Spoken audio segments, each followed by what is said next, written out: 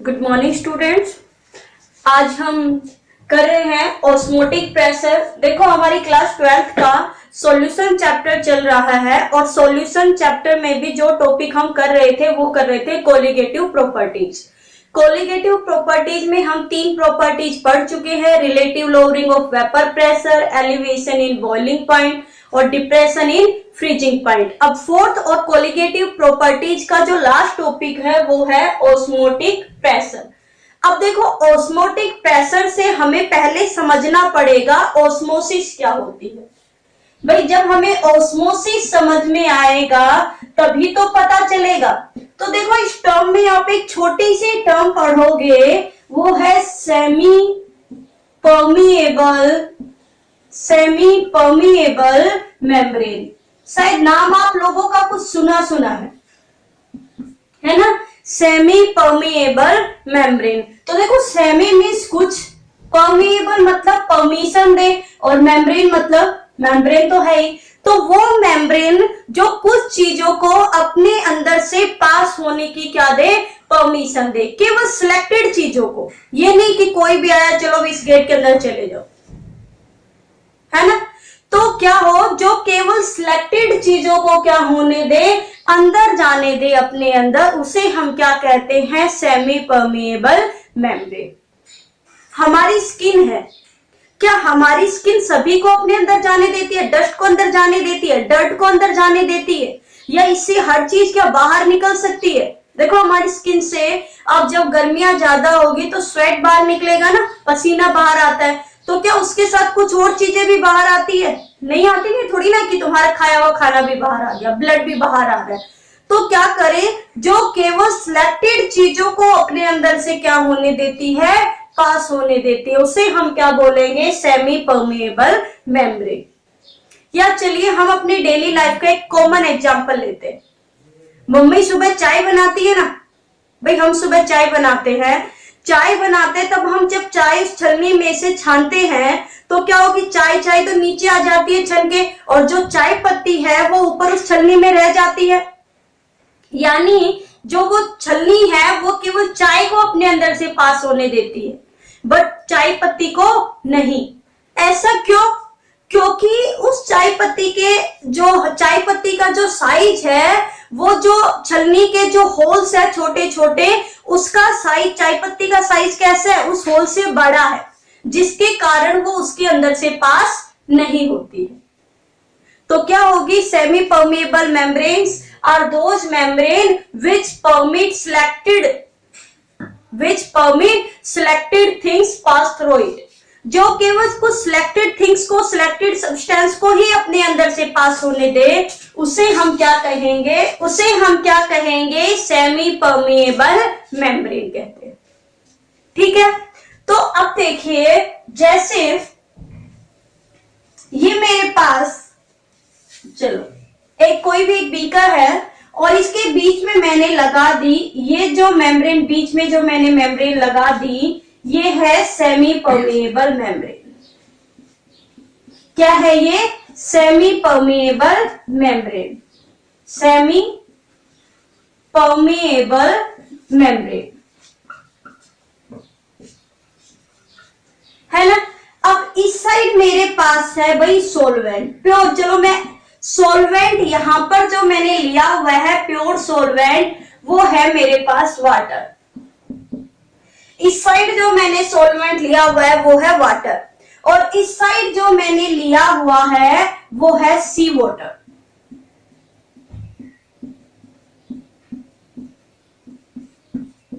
सी water. और इस side जो मैंने लिया हुआ है वो है प्योर वाटर, सॉल्वेंट।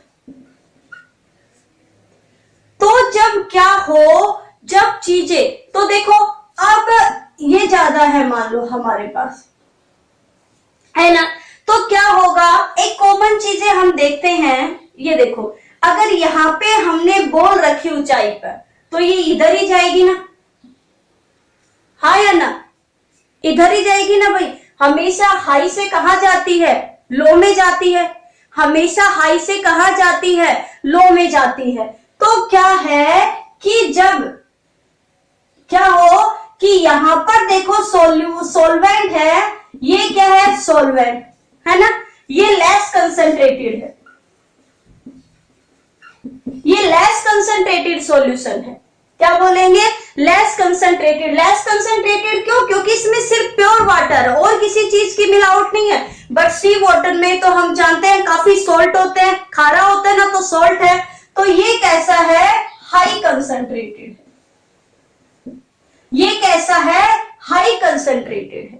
तो जब क्या हो, ये सेमी परमिएबल मेम्ब्रेन क्या करती है, इस प्योर वाटर को, भाई ये सॉल्ट को अपने अंदर से पास नहीं होने देती, ये इस सॉल्ट को अपने अंदर से पास नहीं होने देगी। तो क्या होगा, देखिए जो ये प्योर वाटर है, ये इसके अंदर से पास होके कहां जाएगा, इधर जाएगा भाई, क्योंकि जो ये मेम्ब्रेन है ये क्या कर रही है, अपने अंदर से क्या पास नहीं होने देती, सॉल्ट को पास नहीं होने देगी, सिर्फ ये अपने अंदर से प्योर वाटर को पास कर सकती है।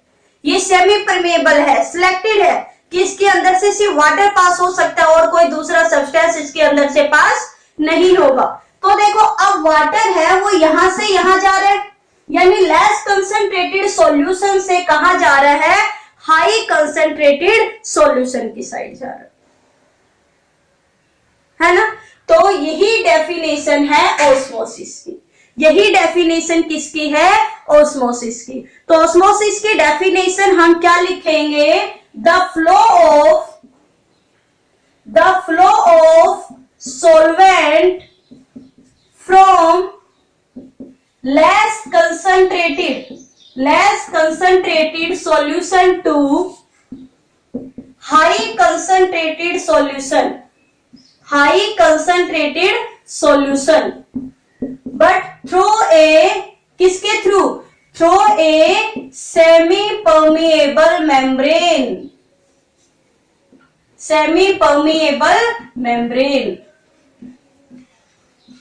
कि जब कोई भी सोलवेंट, देखो यहां सोलवेंट पास हो रहा है less concentrated to high concentration, या पास वही हो रहा है, या अगर इसमें हम सॉल्यूशन यहां अगर हम सॉल्यूशन नहीं लिखे तो हम ये भी लिख सकते हैं, the passing of solvent from pure solvent to solution, कि यहां पर क्या पास हो रहा है, सॉल्वेंट पास हो रहा है, कहां पर, सॉल्यूशन की साइड हो रहा है, किसके थ्रू, सेमी परमेबल मेम्ब्रेन के थ्रू। तो उसे हम क्या बोलेंगे, ऑस्मोसिस प्रेशर। क्या बोलेंगे, ऑस्मोसिस प्रेशर, सॉरी उस प्रोसेस को हम क्या बोलेंगे, ऑस्मोसिस। सिर्फ क्या बोलेंगे, ऑस्मोसिस। क्या होगी ऑस्मोसिस, जब यहां से सॉल्वेंट इस सेमी परमेबल मेम्ब्रेन से सॉल्यूशन की साइड जाता है, इस प्रोसेस को हम क्या कहते हैं, ऑस्मोसिस प्रोसेस। क्या बोलेंगे, ऑस्मोसिस प्रेशर। अब यहां पर देखिए, अगर मैं इस साइड ये एक पिस्टन लगा देती, ये लो, ये पिस्टन लगा के मैं यहां पर क्या डाल रही हूं, प्रेशर डाल रही हूं। क्या डाल रही हूं, प्रेशर। क्यों, ताकि यहां पे ये क्या हो जाए, प्योर वाटर इस साइड पास ना हो, प्योर वाटर इस साइड पास ना हो।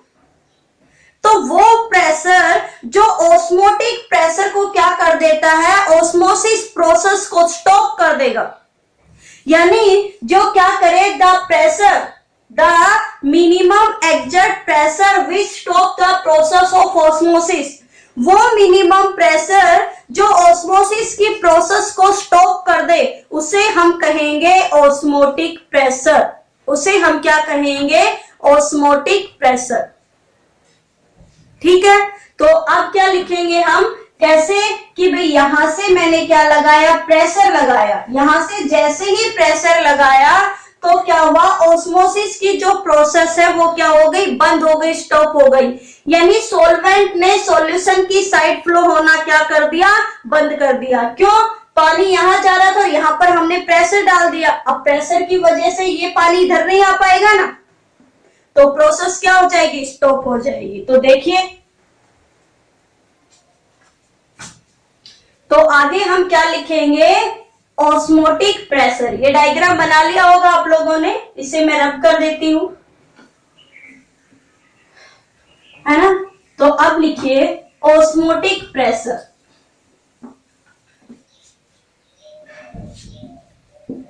Osmotic pressure.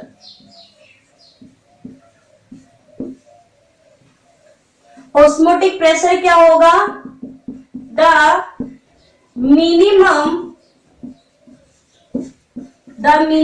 exert pressure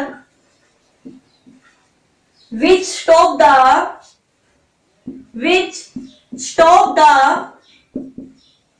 osmosis process, जो ऑस्मोसिस प्रोसेस को क्या कर दे? स्टॉप कर दे, रोक दे, इज नोन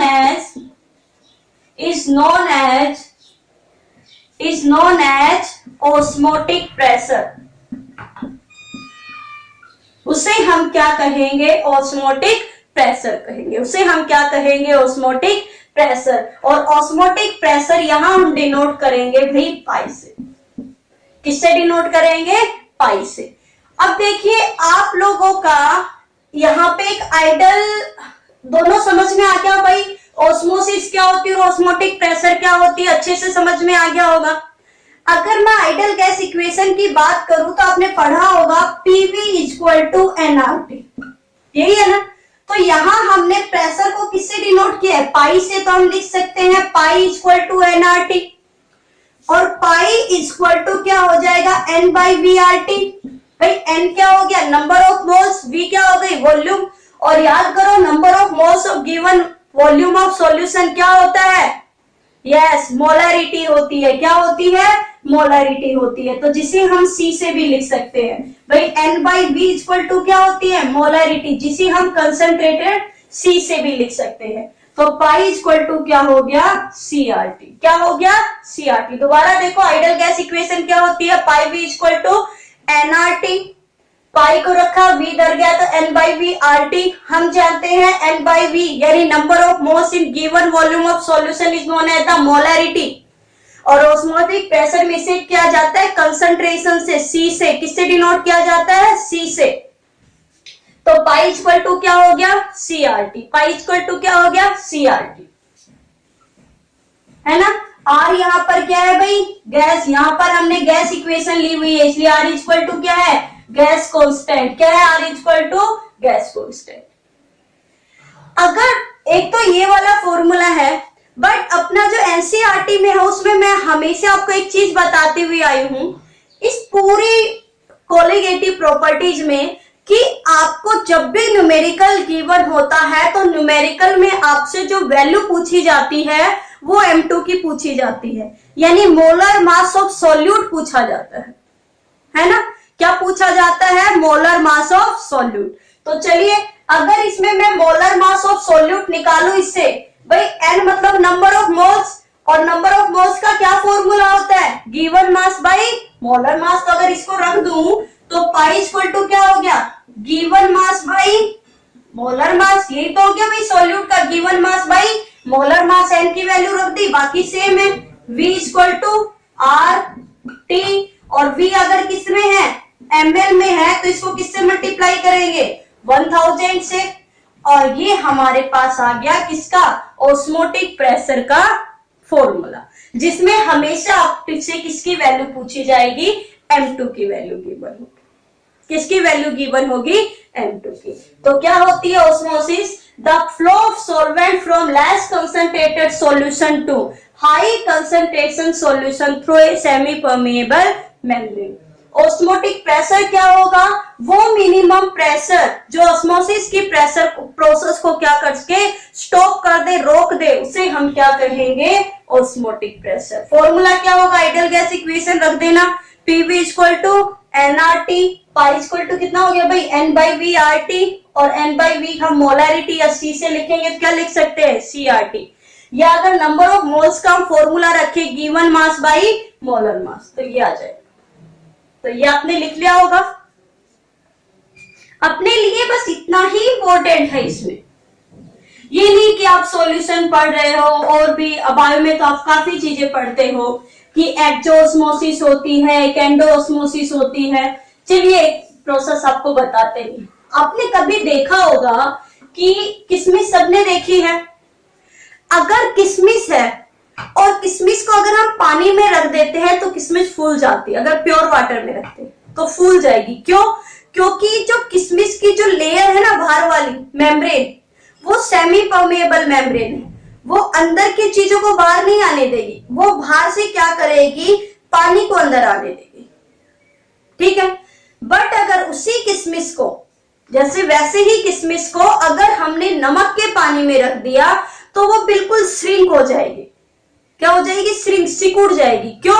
क्योंकि अब पानी जो है वो नमक का है, तो किशमिश उसको अंदर नहीं जाने देगी। बट किशमिश का जो अंदर का पानी है, अब की बार वो क्या हो जाएगा, बाहर आ जाएगा। अब की बार अंदर हाई कंसंट्रेशन है और बाहर कैसी है, लेस कंसंट्रेशन है, तो बाहर आ जाएगा।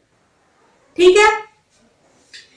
और एक इसमें लास्ट हम ऑस्मोटिक प्रेशर में एक इंपॉर्टेंट टॉपिक है जो आप लोगों का नाम सुना होगा, आपने आरओ सुना है ना, RO, reverse osmosis. Reverse osmosis यानी जब ऑस्मोसिस की प्रोसेस क्या हो जाए, रिवर्स हो जाए, उसे हम कहते हैं रिवर्स ऑस्मोसिस। कैसे? जैसे अभी आपको बताया था कि ये बीच में है सेमी परमेएबल मेम्ब्रेन। यहां कैसा हमारे पास हाई कंसंट्रेशन सॉल्यूशन है, मतलब यहां पर हमने क्या लिया था, सी वाटर लिया था, और यहां पर हमने क्या लिया हुआ था भाई, प्योर वाटर लिया हुआ था। क्या लिया हुआ था, प्योर वाटर। और हमारा पानी कहां जा रहा था, प्योर से कंसंट्रेशन की साइड जा रहा था, सी वाटर की साइड। बट क्या हो जाए कि अगर यहां पर प्रेशर, जो हमने प्रेशर डाला हुआ है, जो प्रेशर हम डाल रहे हैं वो इस ऑस्मोटिक प्रेशर से ज्यादा आ जाए, यानी प्रोसेस तो कब स्टॉप हो जाएगी भाई, जब ये मेम्ब्रेन इसको पास नहीं होने देगी तो प्रोसेस क्या हो जाए, स्टॉप। बट क्या हो जाए, अगर इस ऑस्मोटिक प्रेशर से जो हम डाल रहे हैं ना, यहाँ पर ये वाला प्रेशर देखिए, ये हम डाल रहे हैं, अगर ये प्रेशर क्या हो गया, ज्यादा हो गया, तो पानी अब क्या होगा, यहां की बजाय पानी यहां जाएगा, यहां की बजाय पानी कहां जाएगा, इस सॉल्वेंट की साइड जाएगा। और याद रखो बीच में सेमी परमेएबल मेम्ब्रेन है, यानी ये नमक को अपने अंदर से पास नहीं होने देगी, ये सिर्फ वाटर को अपने अंदर से पास होने देगी। तो अब देखिए यहां सी वाटर से सिर्फ प्योर वाटर इस साइड जा रहा है ना, और हमारे पास जो मिलेगा हमें, यहाँ पे नमक अलग हो जाएगा और प्योर वाटर अलग हो जाएगा। तो इस प्रोसेस को हम क्या कहते हैं, रिवर्स ऑस्मोसिस। क्या लिखेंगे, when applied pressure is more than the osmotic pressure then osmosis is reverse, या क्या लिखेंगे, when applied pressure is greater than the osmotic pressure then the flow of water from high concentrated solution to low concentrated solution through a semi permeable membrane is known as the reverse osmosis। अब यहां पर देखो high concentrated solution से लो concentrated solution आ रहा है, तो क्या लिखेंगे, when pressure is higher than the osmotic pressure then flow of pure water from high concentrated solution to low concentrated solution is known as the reverse osmosis, क्योंकि osmosis से reverse है।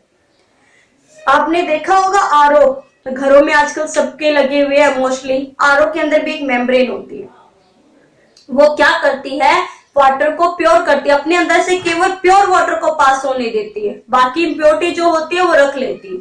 तो हमारे पास जो पानी आता है वो प्योर पानी आता है, तो वो एग्जाम्पल किसका है, रिवर्स ऑस्मोसिस का है। तो आज का ये टॉपिक था, आप लोगों को करना है, इसके ऊपर बेस्ड न्यूमेरिकल है, सेम उस फॉर्मूले पे सिर्फ आपको वैल्यू पुटअप करनी है। याद रखना हर टॉपिक के साथ आप लोगों को उसके न्यूमेरिकल लिखने हैं। अगर कोई प्रॉब्लम है तो आप मुझे बता सकते हैं। तो आज के लिए इतना ही टॉपिक। आज हमारी कोलिगेटिव प्रॉपर्टीज का जो टॉपिक था वो कंप्लीट होता है। अब इस चैप्टर में सिर्फ एक छोटा सा टॉपिक बचा हुआ है, वान ऑफ फैक्टर, बाकी सॉल्यूशन हमारा हो चुका है कंप्लीट। तो चलिए मिलता है अगली वीडियो के साथ कल। आज के लिए इतना ही काफी है। Thank you.